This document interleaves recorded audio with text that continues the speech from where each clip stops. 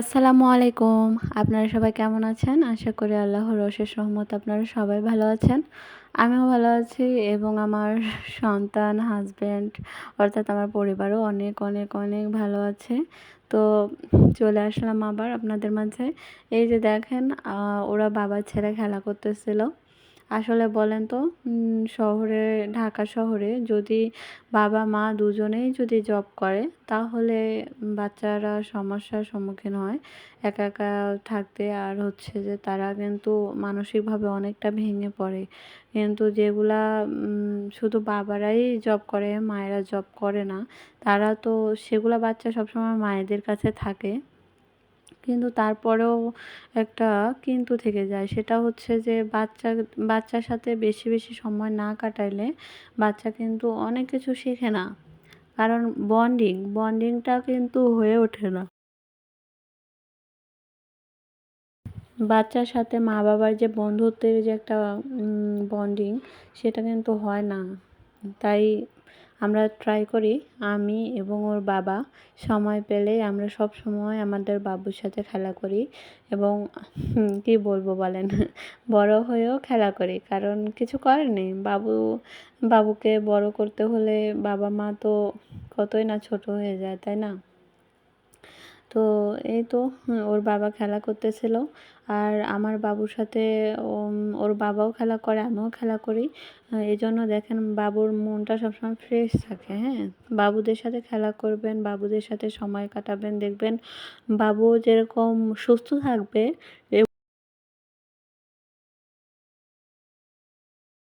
সে সব কিছুর প্রতি আগ্রহ দেখাবে।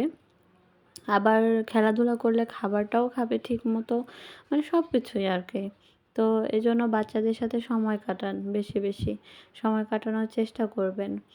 অনেক বাবা মা আছে যে সব সময় মোবাইল নিয়ে পড়ে থাকে, সবাইকে বলছি না, কিছু কিছু বাবা মা আছে যে সব সময় ফোন নিয়ে পড়ে থাকে। বাবা বা মা অফিসে যায়, অফিস থেকে এসেই মোবাইল নিয়ে পড়ে থাকে আর বাচ্চার দিকে খেয়ালই রাখে না। সেগুলা বাচ্চা দেখবেন যে ওরা বুঝতে মানে বোঝা যায় না উপর থেকে, কিন্তু আসলে ভেতর থেকে কিন্তু এই বাচ্চাগুলো অনেক ভেঙে পড়ে।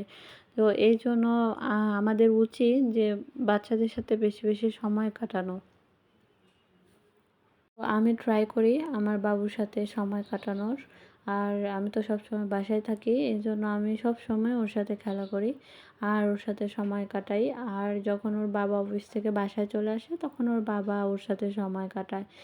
আর বাচ্চাদের সাথে খেলাধুলা করতেও কিন্তু অনেক বেশি ভালো লাগে, মজা লাগে, কারণ ওরা অনেক কিউট হয় তো। তো এই জন্য আর কি। আর হচ্ছে ঘুরে আসলাম বাড়ি থেকে। আবার দেখা যাচ্ছে যে ১ বছরের মধ্যে মনে হয় আর যাব না দেশে। যদিও যাই তাহলে তো আপনারা দেখতেই পাবেন সামনে। আর মনে হয় যাওয়া হবে না। কারণ হচ্ছে এখন ঢাকাতে তো চলে আসছি আর ওর বাবার অফিস থেকে ছুটিও দেবে না আর। আর বাড়িতে যদি যাই তো দেখি এই বছরের শেষের দিকে আবার যাব। তো ডিসেম্বরের দিকে যাওয়ার পরিকল্পনা আছে আর কি। দেখা যাক কী হয়। আর তাহসিন বাবু এই তো খেলা করতেছে। তাহসিন বাবু তো অনেক সুন্দর করে খেলে আর ও যেটা নিয়ে খেলা করবে ওইটা আবার এই যে দেখেন এভাবে গুছিয়ে গুছিয়ে রাখবে। তো ওর বাবা আবার এই যে হেলিকপ্টার দেখতেছেন, এটা ভেঙে ফেলছে, তো ওটা ঠিক করে দিচ্ছিল। তো আমাকে বলতেছিল যে দেখো তো বাবু সবগুলো খেলনা ভেঙে ফেলছে। আর আমার বাবুটা আমাকে বলতেছিল আম্মু ভেঙে গিয়েছে, তুমি ঠিক করে দাও নাই কেন? তো আমি বলতেছিলাম যে আমি তো দেখতে পাই নাই বাবা, এই জন্য তোমার বাবা ঠিক করে দিচ্ছে, কোনো প্রবলেম নাই, তুমি নিয়ে খেলা করো। তো অনেক খুশি হয়ে গেছে শুনে। দেখেন ও বালিশের ওপর বসে আছে কত কিউট তাই না বলেন? ও বালিশের ওপর বসে, ওকে আমি বারণ করি, কারণ আগের দিনের মানে মা খালা দাদি বলেন সবাই বলতো যে বালিশের ওপর বসো না, তোমার ইয়াতে ভোট উঠবে। নামটা আর বললাম না। তো হচ্ছে যে এই জন্য আমরা বালিশে বসতাম না, কিন্তু আসলে এটা হয়তো বা কুসংস্কার, কারণ সত্যি সত্যি না মনে হয় আমার, এটা হাদিসের কথা না, এটা কুসংস্কার। এই জন্য আমি আমার বাবুকে কিছু বলি না। ও বালিশের উপর বসে থাকলে আমি কিছু বলি না, কিন্তু বালিশে লাথি দিলে আর কি ঘাড় ব্যথা হয়, এটাও শুনছি। তো ছোট বাচ্চা, ও বালিশের উপর উঠে লাফায়, তো ওকে তো বারণ করা যাবে না। তো এই জন্য আর কিছু বলি না। তো এখানে ওর বাবা বলতেছে যে আমি খেলবো না। তো ও কান্না শুরু করে দিয়েছে শুনে, যে যখন বলছে যে খেলবো না। তো আমি বললাম যে আর কিছুক্ষণ খেলো, ও কান্না করতেছে, আর কিছুক্ষণ খেলো। তো আমিও এখানে হচ্ছে গোশ ভিজিয়ে রেখেছি, রান্না করবো। আর জানেনই তো সবাই যে কুরবানি ঈদে কিন্তু এই গরুর গোশ, খাসির গোশ এগুলা ছাড়া তো আর অন্য কিছু নেই।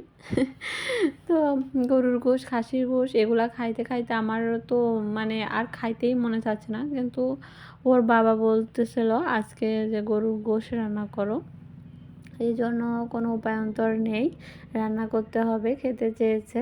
তো এই যে দেখেন আমি এভাবে পিস পিস করে কেটে নিয়েছি। এখানে 1 কেজির একটু উপরে মানে গরুর মাংস নিয়েছি আমি। তো এটা আমি হচ্ছে যে ম্যারিনেট করে রেখে দিব কিছুক্ষণের জন্য, আধা ঘন্টা 1 ঘন্টার জন্য। তো এই যে দেখেন আমি 1 ঘন্টা ম্যারিনেট করে রেখেছিলাম, হাত দিয়ে সুন্দর করে কচলিয়ে কচলিয়ে সব মশলা দিয়ে একবারে ম্যারিনেট করে রেখে দিয়েছিলাম। তো এখন হচ্ছে যে চুলায় আগুন ধরিয়ে দেব। চুলায় দেব, অন্য কোথাও না। হ্যাঁ, তো কারো মনেও দিচ্ছি না, কারো কারো গায়েও আগুন ধরিয়ে দিচ্ছি না। আমি আমার যে রান্না তো কমপ্লিট করব, এই জন্য হচ্ছে তাড়াতাড়ি করে রান্নাটা বসিয়ে দিলাম। তো এক পাশে দিয়েছি গরম পানি, যে গরম পানি যে মাংসটা কষিয়ে নিয়ে গরম পানি দেব। তো গরম পানি দিলে কি হয়, তাড়াতাড়ি সেদ্ধ হয়ে যায়। আর এখানে যে দেখেন আমি মাংসটা সুন্দর করে কষিয়ে নিচ্ছিলাম। তো আর এখন হচ্ছে আমি ঝোল দিয়ে রুমে চলে যাব, পরে আপনাদেরকে হয়ে গেলে একবার আমি দেখাচ্ছি। হ্যাঁ, যে মাংস হয়ে গেলে কেমনটা দেখায় এটা আমি দেখাচ্ছি আপনাদেরকে। তো ওই যে আমার রান্না কমপ্লিট, ডান। দেখেন কত সুন্দর একটা কালার এসেছে, আর এত গ্রেভি, ও সেই লাগবে না বলেন গরম ভাতের সাথে? আমার তো এখনই জিভে পানি চলে আসতেছে, আমার মনে হচ্ছে যে আমি এখনই গরম ভাত নিয়ে বসে পড়ি খেতে। তো আমি এখানে ভাতও রান্না করে নিয়েছি, আর এখন আমি যে গোশটা রান্না করে নিলাম। তো এখানে আমি আলু দিয়েছি, হ্যাঁ 2-3টা আলু দিয়েছি, 2টা মনে হয়। তো আমার মনে নেই কয়টা আলু দিয়েছি, আমার মনে হয় 2টা আলু দিয়েছি। ছোট ছোট আলু, তো 2টা আলু দিয়েছি। আর আলুটা সম্ভবত দেওয়া আপনারা জানেন যে আমার বাবুর জন্য। আমার বাবু অনেক পছন্দ করে আলু, ও দেখবেন যে মাংস খাবে না, শুধু আলুই খাবে, এই জন্য আমি আলুটা দিয়েছি। আর এই যে আমার রান্না একেবারেই কমপ্লিট, একবারে শেষের পথে। এখন আমি হচ্ছে যে আমার বাবু এখানে আসছিল, তো ও হচ্ছে যে কী হয়েছে জানেন, ও ভয় পেয়েছে আজকে। ও যে পাখির মতো দেখতে, চামচিকা না কি যেন বলে আমাদের নাটোরের ভাষায়। তো ওইটা কি হয়েছে, আপনার রুমে উড়ে আসছে, এসে ওর কপালে লাথি দিবে। তো ও আবার হচ্ছে খাটের উপর শুয়ে পড়ছে, এখন ওর পিঠে লাথি দিচ্ছে, দিয়ে ওর পেছনে পেছনে খালি দৌড়াচ্ছে, ও দৌড়াচ্ছিল। তো চিল্লাচ্ছিল আম্মু আম্মু আসো আসো, আমার দেখো ভূতু আসছে রুমে। তো আমি দৌড়ে গিয়ে দেখি যে ওটা একটা পাখি, পাখির মতো দেখতে আর কি, কপালে লাথি দেয় নাকি। তো এটা হচ্ছে যে আমি দেখলাম, দেখার পর আমি ঝাড়ু নিয়ে যাব ওকে মারতে, তখন দেখি যে ও উড়ে আবার চলে গেল। তো বাবুটা অনেক ভয় পেয়েছে। আর এখানে দেখেন আমি এই যে লবঙ্গ দিয়ে রাখছি এখানে। তো আপনারা চাইলে এই টিপসটা ফলো করতে পারেন, যদি ভাপটা বের করে না দিতে চান তাহলে এভাবে লবঙ্গ দিয়ে রেখে দেবেন। এভাবে আমি দমে রাখবো কিছুক্ষণ। তো এই জন্য আমি আর কি এভাবে রেখে দিলাম চুলোর ওপরে, একবারে খাওয়ার সময় আমি হচ্ছে যে এটা নিয়ে যাব, চুলাটা বন্ধ করে দিলাম, এভাবে আমি রেখে দেব। একবারে খাওয়ার সময় আমি আরেকটু গরম করে আমি নিয়ে যাব, এখানে রাখবো।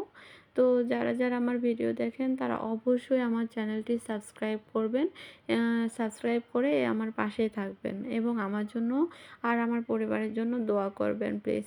আর আমিও আপনাদের জন্য দোয়া করি, আর আপনারা সুস্থ থাকেন এই দোয়াটাই করি।